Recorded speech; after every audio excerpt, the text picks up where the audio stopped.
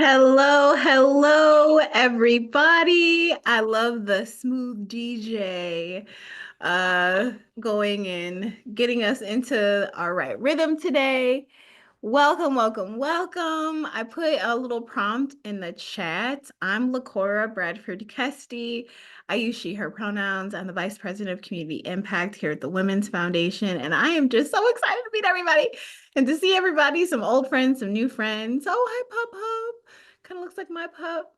Um, I'm so excited to be here with you all. If you don't know where you are, I like to always remind folks that we are in the presentation for the Young Women's Initiative to learn more about our Innovator program and grant opportunity. In the chat, go on ahead, put your name, your pronouns, shout out, what's your sign? I'm a Libra, bringing the energy today. And we were just curious about how you learned about the program. You can answer that or not, but we'd just love to know who's in the space today. And with that, I want to also make sure that we introduce our speakers for the day. So you have myself, I'll be walking us through some program elements. You also have Janet Jimenez, our Dr. Rita Clark King Fellow and YWI Program Manager on the ones and twos. Okay, we have Hannah, our Senior Manager and Systems Database Administrator. And then we have the amazing Naomi, who you'll hear just a little bit from about the how the training and the learning components work for this program.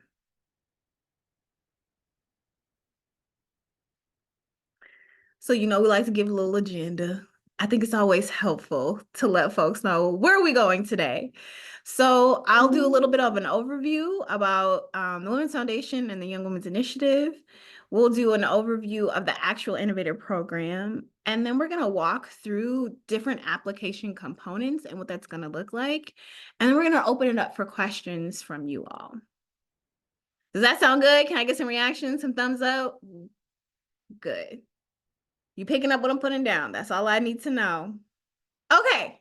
So Women's Foundation of Minnesota, you see on the screen, this is our mission, vision, values. At the organization, we went through a new strategic planning process. And one of the things that we said that we wanted to do is make sure that we are committing to be an anti-racist, philanthropic organization that's really driving innovation for gender and racial justice. That's what we do here. We lead with our values of hope, generosity, courage, and inclusion with this vision, right? That this whole world, the whole world has the opportunity where all women, girls, and gender expansive people across intersecting identities, including their families, have the power, right, to create and lead safe, prosperous lives. That's our mission, vision, values. At the heart of this work, right, we remain steadfast on transforming futures for women and girls and gender expansive people. That is the core of what we do. So what's YWI or the Young Women's Initiative? So it's a systems change model.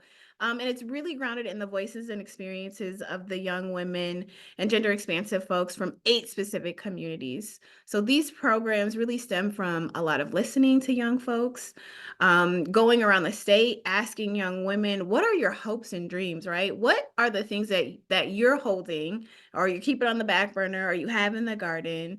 And what are some of those barriers that are standing in your way for you to be able to achieve those dreams? Like, what does that look like on a day-to-day? And so we came up with this program to figure out this is what young folks are asking for. So from our listening sessions, there was a blueprint for action research that was created, which really helps guide this program. Most of the work that we do here at the foundation is rooted in what community has said to us and data that we've pulled. So we use a quantitative approach and qualitative approach to how we do this work, but really centering the voices of the folks most impacted by the work, which is these young folks and the young women in these programs. And so in those from the blueprint for action of research, the program really built pathways to talk about economic opportunity, really improving safety and well-being, and then promoting young women's leadership, which I think is really key. And so these 3 goals really work together. If we think about economics and we think about safety and well-being, right? intersecting together, working together to really shift systems to strengthen those ecosystems to create conditions for young women in communities to really think about how do they thrive? What does that look like?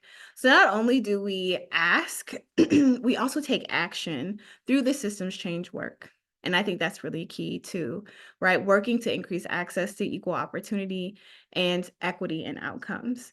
So as a WFM innovator, you and your projects are shifting those institutions, shifting those laws, those policies, reframing what the issues really are at the core for our to build stronger community relationships and movement building.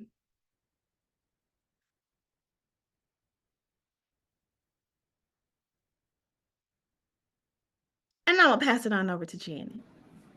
Thank you, LaCora. Can everyone hear me okay? Yes. Yep. Okay, cool. So what is the Innovators Program? LaCora briefly touched about the programs that we have within the Young Women's Initiative. But here today, we're going to be talking about specifically the Innovators Program. So what is it? The Innovators Program is a leadership program that amplifies the solutions and strategies of young women and gender expansive people through a direct investment. An investment of $3,000 to support your ideas while also providing you one-on-one coaching as well as some convenings that will be in person and virtual as well. Um, and so when we like to say that when you become part of the Innovators Program, you will have access to coaching to help you further develop your ideas, as well as to uh, form a great part of a great group of leaders who you will also be able to learn from to further support your innovation journey. And so we also like to share why we do or have this program. And we believe that early investments can lead to lasting change. And so we know that everyone who applies to this program comes in with super creative solutions to issues that they firsthand encounter in their communities. And we want to help you and build your power for creating these transformational changes by providing you funding, a cohort based learning experience, as well as an opportunity for you to develop your leadership through coaching and to really bring your ideas to life.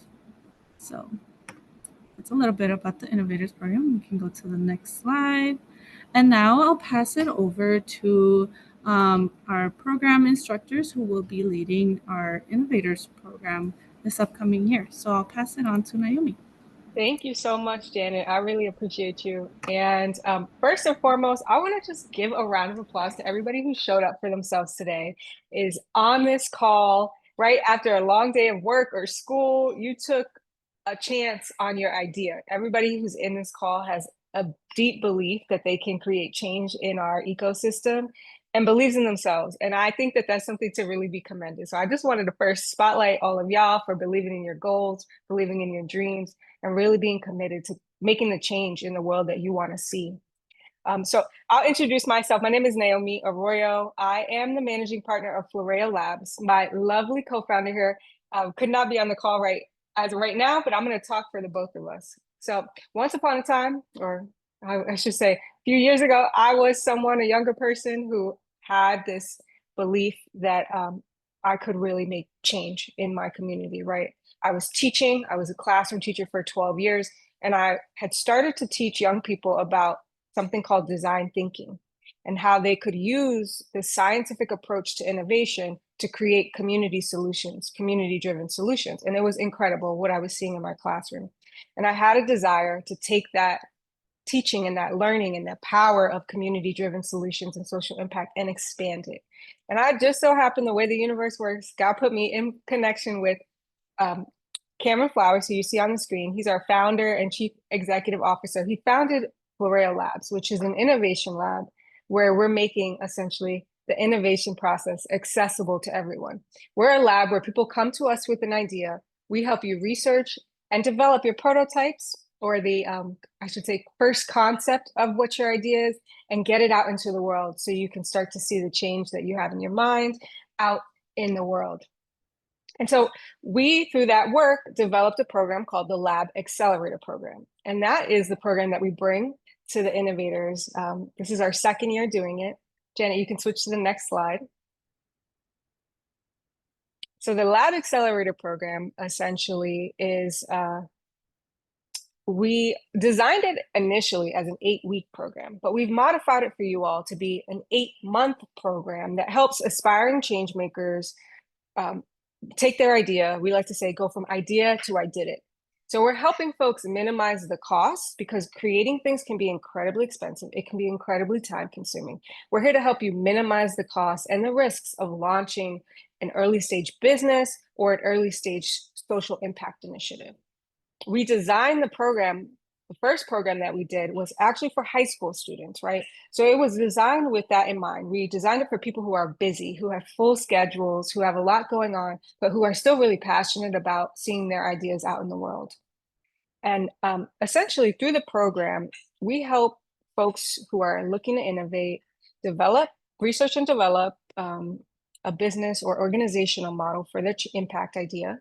We help you build your advisory network, so the people who are going to support you, because this is not something that you can do alone, right? That's why we created this whole program. You have the Women's Foundation behind you, you have Florea Labs behind you, but you're also going to, for your own projects, start to develop your advisory network.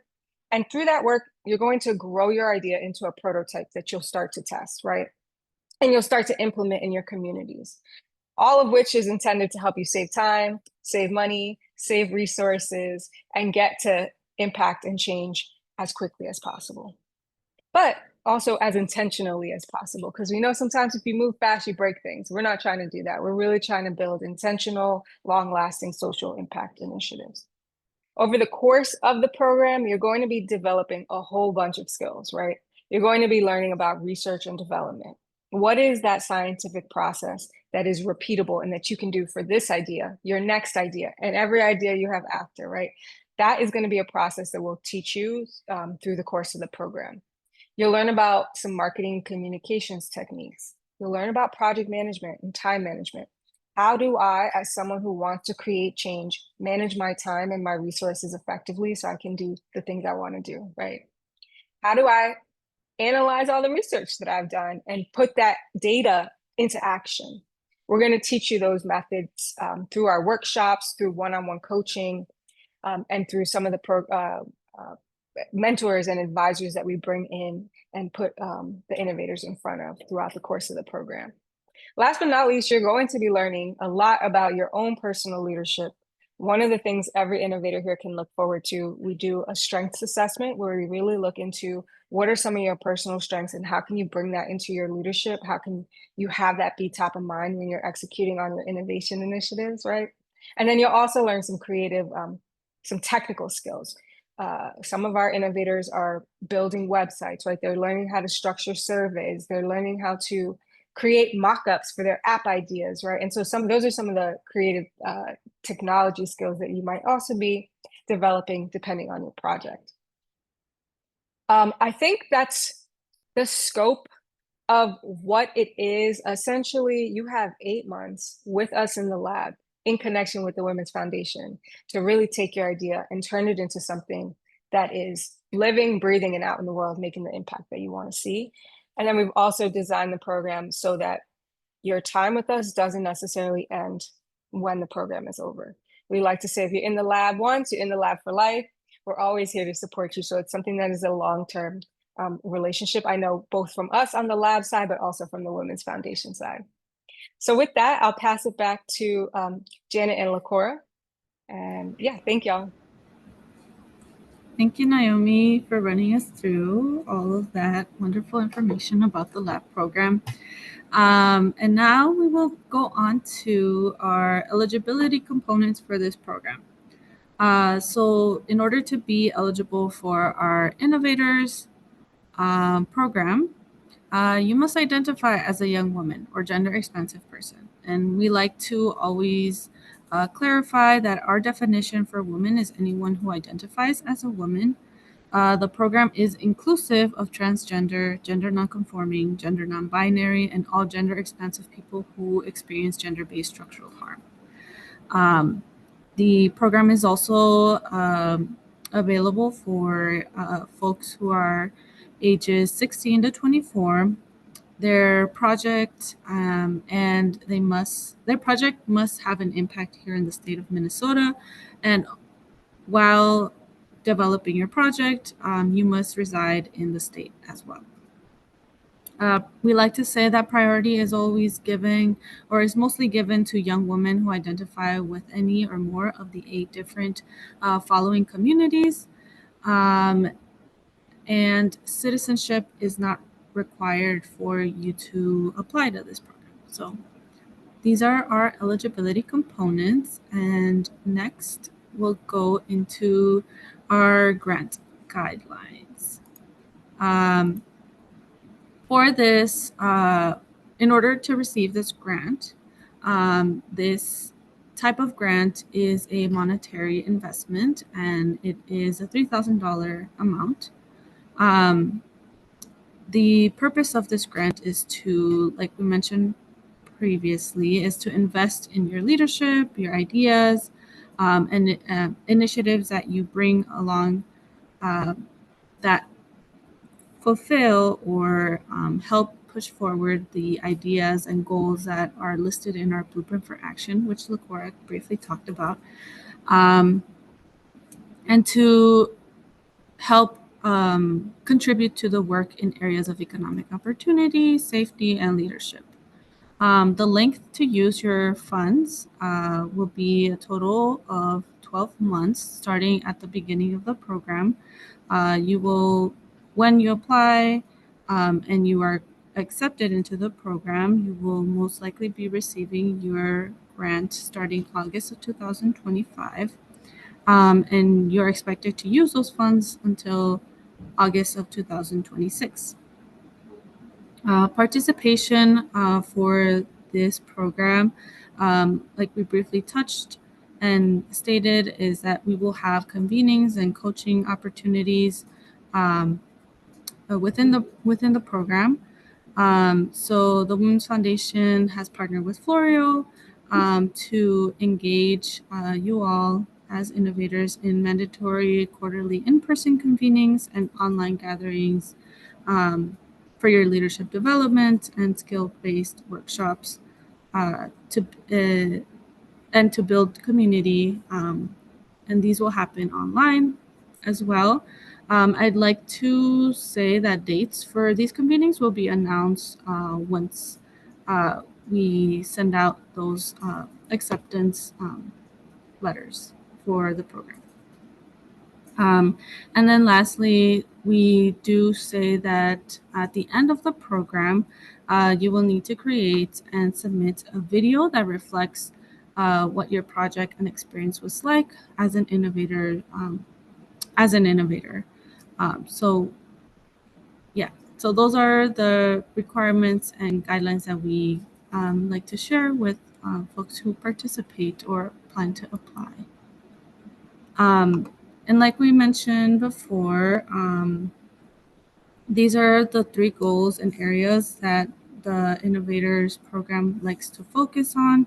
And these are goals that are also referenced on our Blueprint for Action. So 1, building pathways for economic opportunity. 2, goal 2 is improving safety and well-being.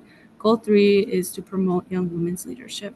So we hope that your project can further one of these 3 key goals and address at least one or more of the following focus areas that are listed beneath the different goals on the screen.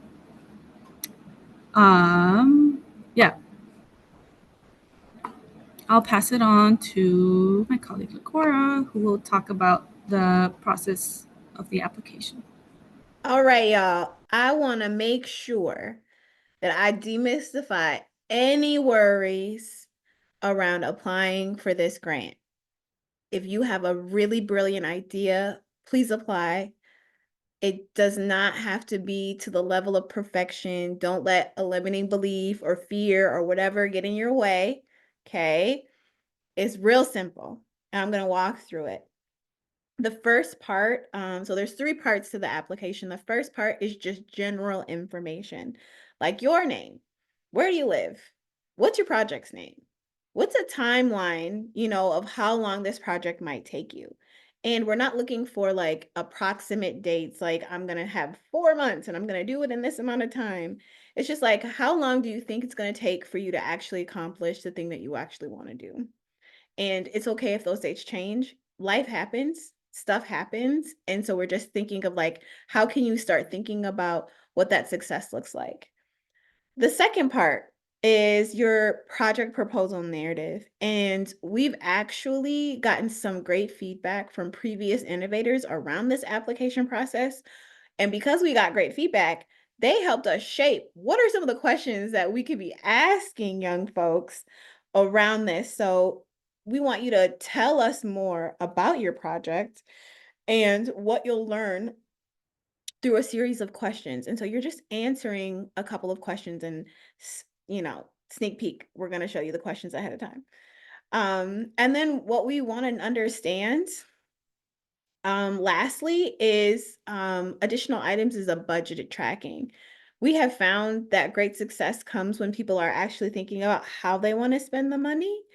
And so again, this does not have to be an approximate, but you have $3,000. Break down for us like how much you're gonna spend on, outreach, how much you think you're gonna need for like a rental space, how much do you need for XYZ.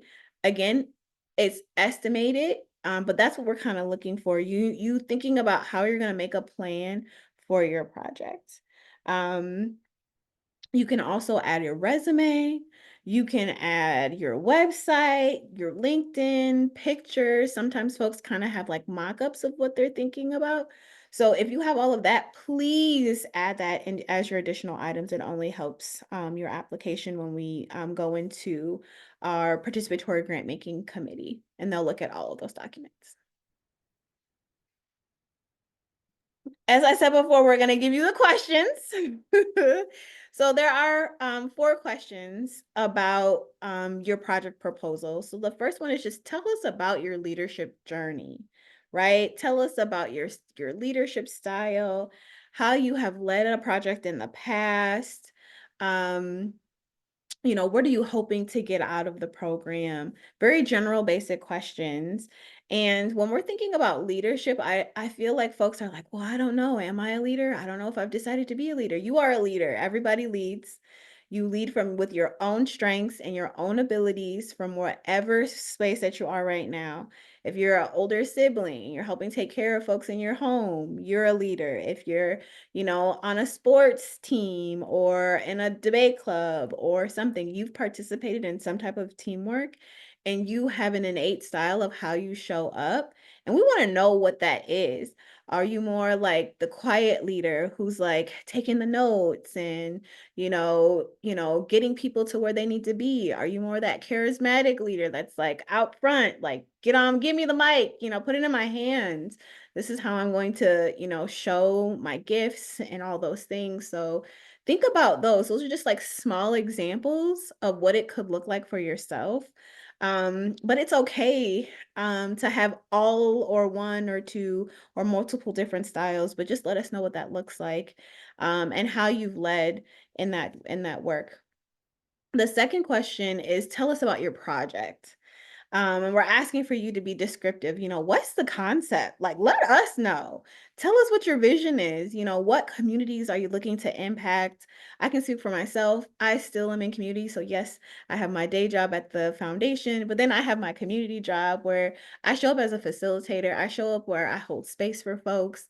I give so much energy when I'm with people and in community, sharing a meal and talking about a particular topic, mostly around Black mental health. And so that's really important that we share, right? Our gifts. Here's my ideas. Here's how I conduct myself. If you have research, great. If you don't, that's okay. Um, but we want to understand, like when we say research, like how have you been intentional about where you're trying to go? Like what have you done your Googles? Have you Googled like this is the many organizations that exist? I want to partner with XYZ. let us know. And then also let us know, what are some of those challenges, right? What are some of those barriers that are getting in your way? Money is always the barrier. It's never enough to achieve your dreams. Sometimes it's time, sometimes it is family and life situations. People pass away, things happen, accidents happen. Those are all challenges. And so if you have some of those, let us know. If you don't have any challenges, that's okay too. But my offering is that you think about these questions and take your time to complete them. Third question is like, how is your project in alignment with a blueprint for action, goal, and recommendation?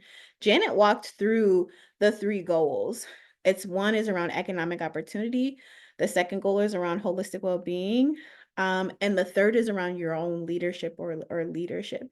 And inside of those, you get to decide, do I have an economic opportunity piece where I'm trying to build wealth or have somebody understand wealth? Am I holding, conversations and groups with people to talk about healthcare and wellness and stress and not be burning out, or creating spaces for others? Or am I trying to change a narrative about a particular group that I've worked in, that I'm in, that I live in? So talk about how the project aligns to one of the goals. And then lastly, just track your progress. What do you want to learn? How are you going to make sure that you stay on track? What are some of those pieces that you need, like those little milestone checks that you're like, okay, great, I did this and I'm going to receive some success. So just think about that. Like, just how are you going to stay accountable to yourself while you're in the program? And then lastly, we have project proposal submission options. So you can submit your application one of two ways. So I went through all of those questions. You can answer those questions in a video, or you can answer those questions in an essay. Okay.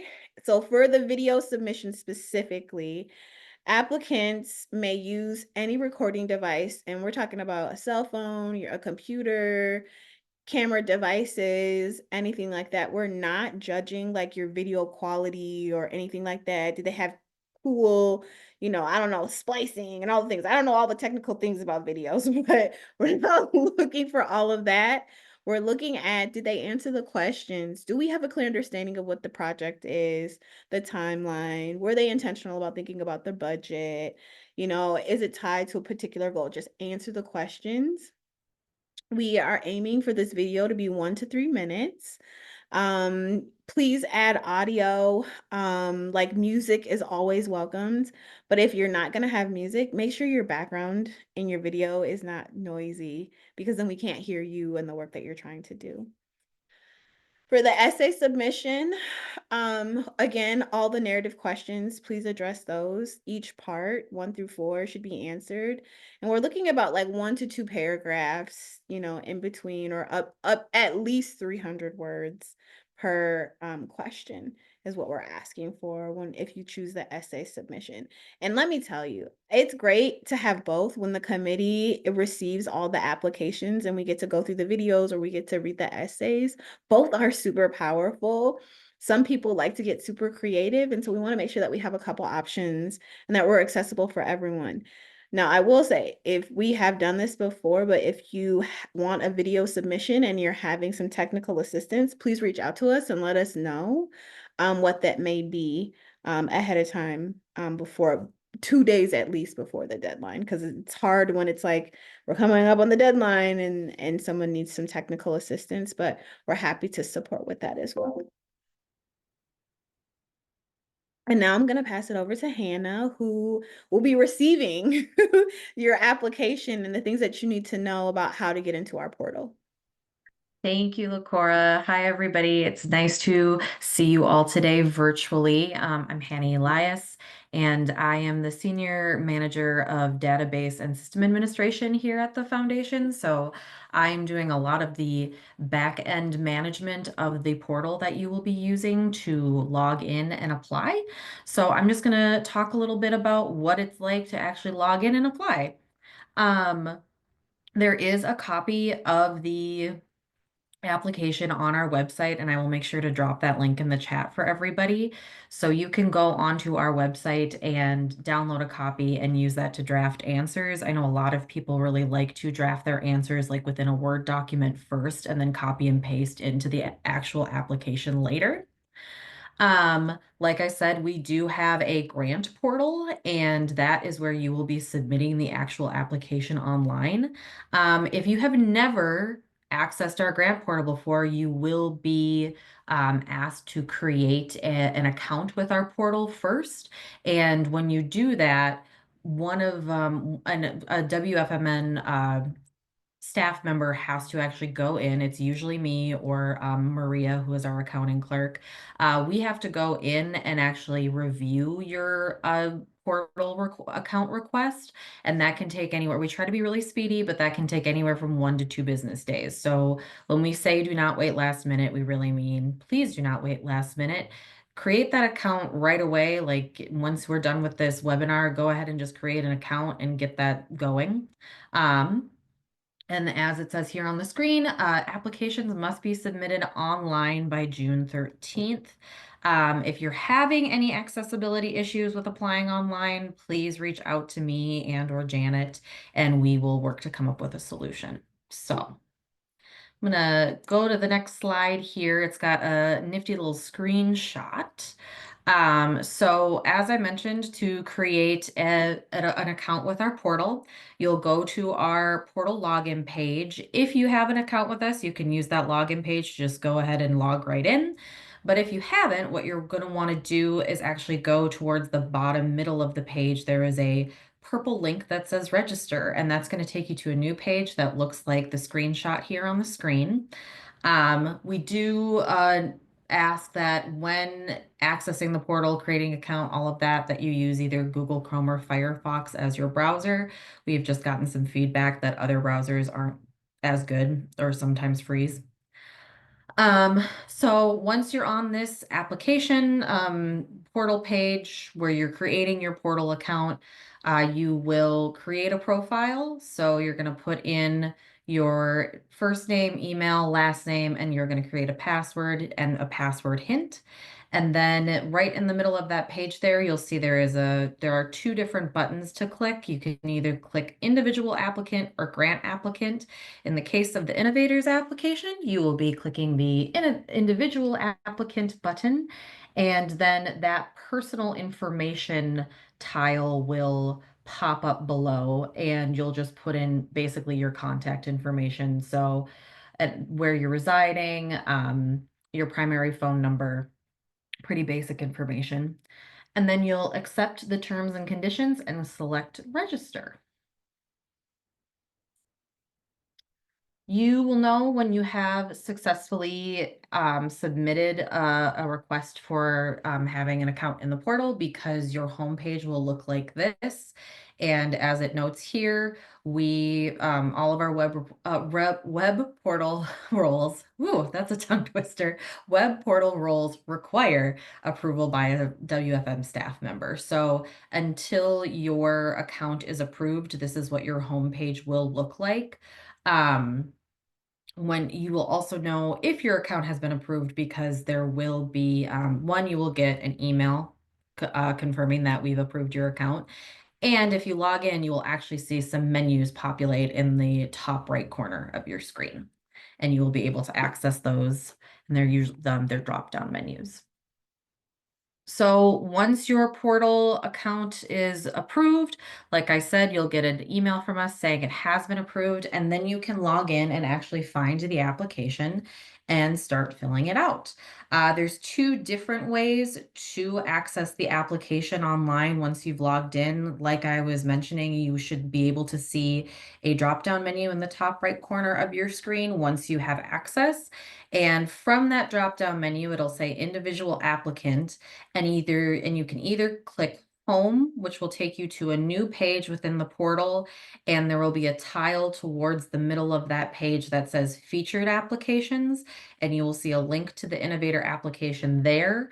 Or you can use that same drop down menu for individual applicant and go to the second option, which is available grants, which will take you to a different portal page that just lists all of the grant applications that are open and available online at that moment. And the Innovator application will also live there. So two different ways to get to the same place, essentially. Let's see, I'll go to this next slide. And I believe I pass it back to Janet. Thank you, Hannah, for running us through that. For timeline wise, we wanted to remind you all application deadline is June 13th. And also we wanted to be transparent about how the selection process will be happening for the Innovators Grants. We have a participatory grant making committee that is formed by our former members of the Young Women's Initiative programs. So members of the cabinet, the Mankato cabinet, the statewide cabinet and Mankato cabinet, alumni from our Innovators program as well, will be gathering together to review the applications.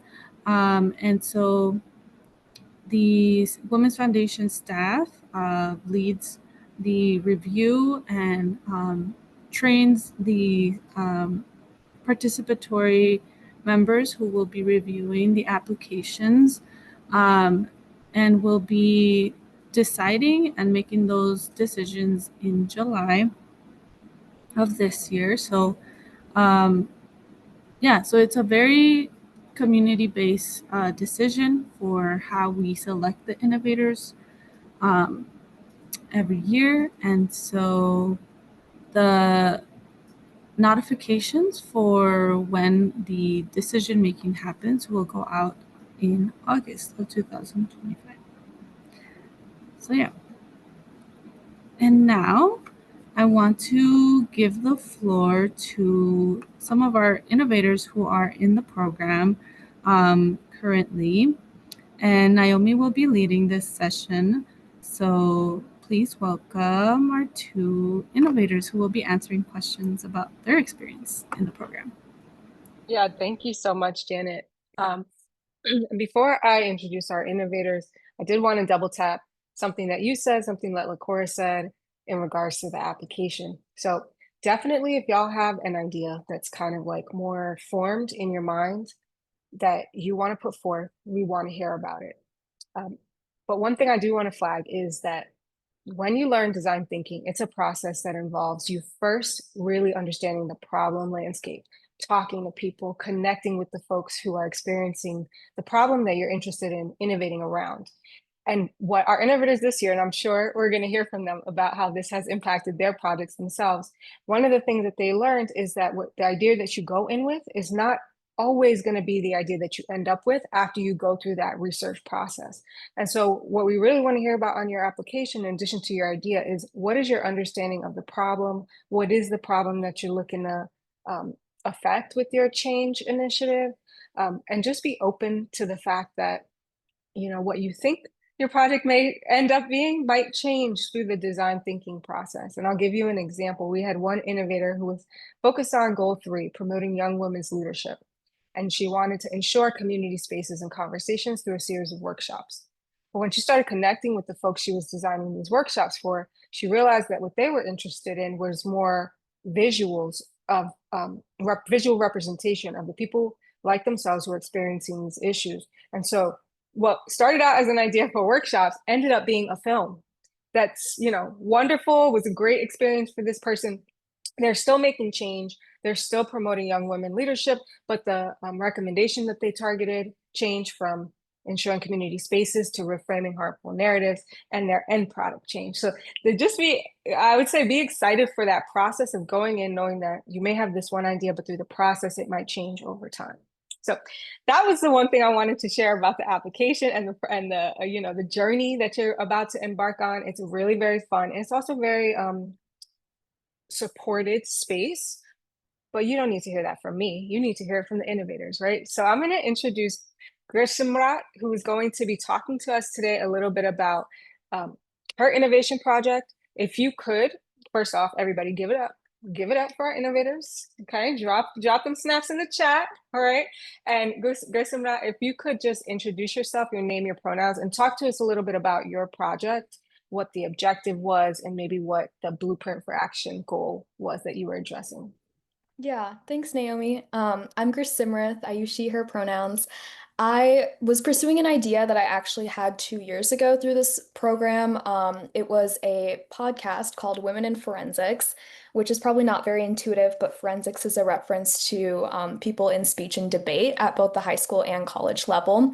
And it's a lesser known fact, but certain areas in speech and most debate formats were actually gender segregated up until pretty recently, like the 1980s. So that still permeates in a lot of like the social fabric of women and girls who decide to pursue that activity as an extracurricular, as well as competitive outcomes. So the goal of the podcast was initially just to share stories from people who had been really successful in the activity, people who had been there for a long time, who had seen like how that those gender dynamics progressed. And kind of like how Naomi was talking about, there were obviously a lot of changes and a lot of additions that happened to the project that I was initially trying to pursue. So, as an example, when we were doing a lot of the early like blueprint making, design thinking that the learning modules were taking us through, I realized it might also be helpful to have like a tangible thing to showcase outside of the podcast, like for example, a video archive. So that's exactly what that has now become, where we're pursuing also like a video format thing that we can show to other people and younger girls in the activity. So the specific area that we were pursuing was, I think it's idea number 9. It's under education, the action area for supporting younger leaders, younger women leaders. So yeah, I feel like a lot of the takeaways I've had from the Innovator program are that you don't have to come in with a fully formed idea. And everything, like from the learning modules to the one-on-one sessions you get with Naomi and Cam, are very learning oriented and like design thinking oriented. So you definitely don't have to have any fully formed solutions or anything. And yeah, don't worry about what stage like your project is at or what ideas you have right now, because all of that is going to be developed and the program is designed to help you with that. Double tapping on that. Absolutely. Thank you so much for sharing a little bit about your project and your takeaways. I'm curious, as someone who's now gone through the program and is about to, we're approaching our final presentation, y'all, so we'll be joining up all together in person on June 7th to watch our final videos. But I'm curious, Gersimrak, do you, what's something that you know now that you would want to share with an innovator just starting out? I guess I kind of had assumed initially that a lot of the the things that we would be doing when we were having like our quarterly get-togethers and everything, that we would have to be really like I would have to be making like huge strides in the project, or I would have to have something like all of my ideas already figured out kind of so that I could showcase it to the group. But what I found was very like pleasant and really ideal with the project in and of itself throughout all of these months was that it was really more of a space for like idea gathering and developing the things that you had. So there was a lot less pressure to like be constantly working on something that's really hard, because let's be honest, a lot of the things that we're pursuing and the change making that we want to do, it can be like mentally really difficult to also engage with it and to have the pressure of like, I'm trying to make change in my community on top of doing all of your other things that you're trying to do in your life. And there's just a lot of pressure associated with that. So it was really nice to be with other women who were pursuing a lot of those same outcomes in their respective communities, but there was, no like hard deadline for anything. It was very like idea oriented. That is really great, I think, perspective to share. We talked a lot this year about how innovation is not linear, right? So I think a lot of times when you start something like an innovators program, you think, okay, I'm going to start here and end there.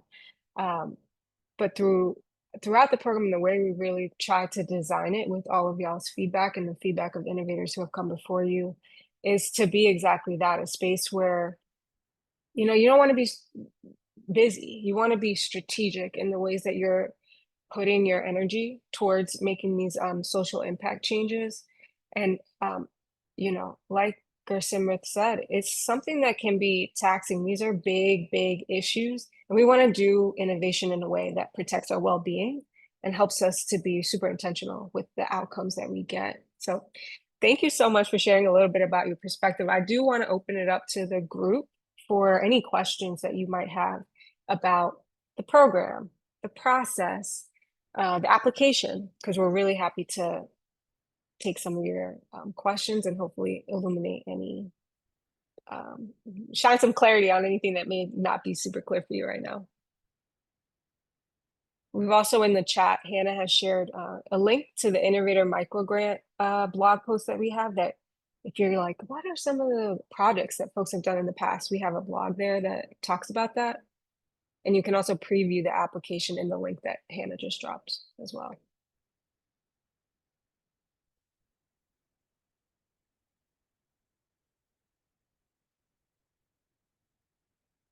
Any questions? Yeah, feel free to come off mute. Hey y'all, my name's Shamira. I have a question. So I know it has to have an impact in Minnesota. Does it have to be on a state level, or can it be like really focusing on like a smaller community? Let's say like I want to do it for like South Minneapolis or North Minneapolis. Would that be something that fits like what you guys are looking for, or does it need to be a Yeah, greater? no, absolutely. You can have a solution that's hyper local, as long as it's in the state of Minnesota. Correct me if I'm wrong, Cor. From my understanding, that yeah, you can definitely have a hyper local solution. We have one innovator this year whose work has been focused on rural Minnesota, right? So they are hosting workshops and get-togethers, but in a particular part of rural Minnesota. So yeah, we definitely welcome ideas like that. Thank you. Thank you so much. Yeah, thank you, Shamira. Appreciate your question.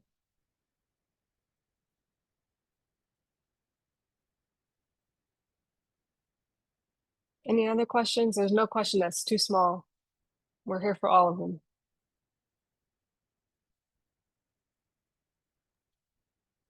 Does everybody understand how to apply? Just a thumbs up. Feel good about it. Got to get access to the portal first. Don't do it last minute. Google Docs or Word is your best friend before you put it in the portal. Okay.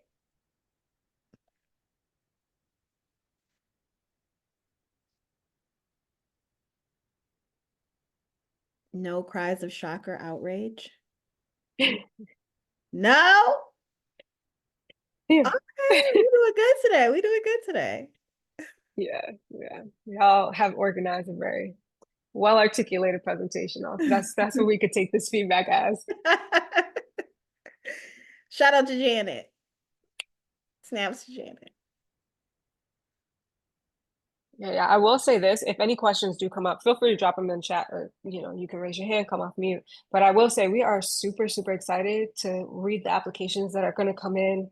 We're very hyped to put together this next cohort of innovators. You have this to look forward to. We have a current group of innovators who's like outstanding. They're really amazing, and they're super excited about continuing to support the cohort. So you have them to look forward to be your mentors and advisors as y'all step into this next phase of your innovation process. And also, if you know somebody who you think would be great for this program, please pass the application and information along to them. We are looking for a cohort of 14 to 15 really outstanding innovators to help us spread the word.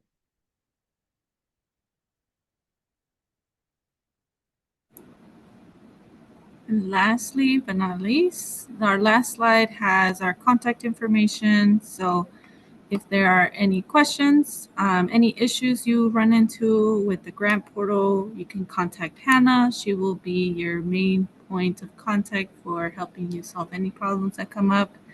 Any program related questions, you are more than welcome to reach out to me. Or if there's anyone who wants to learn more about the program, feel free to send them my way. I am more than happy to share more about the program. Yeah, looking forward to all of your applications soon. So thank you all for joining.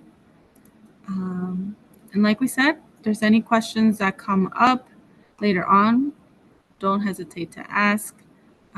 We're here to help you out any step of the way of applying for this program. So thank you all for being here. This is all we have for today. And we'll give you some time back for your evening.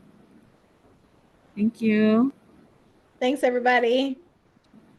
Thanks, y'all. Talk soon. Bye.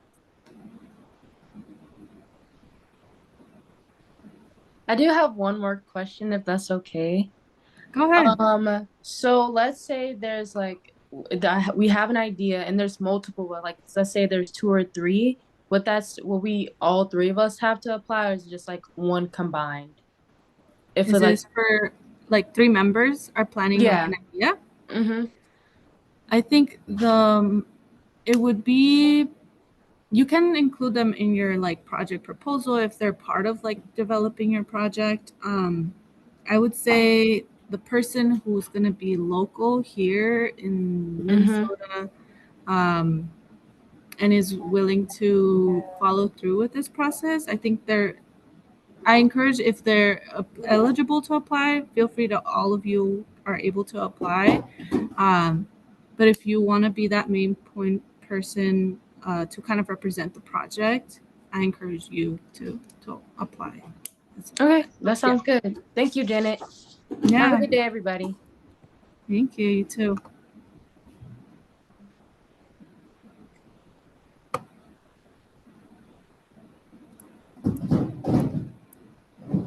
And that's a wrap. I'll stop recording now.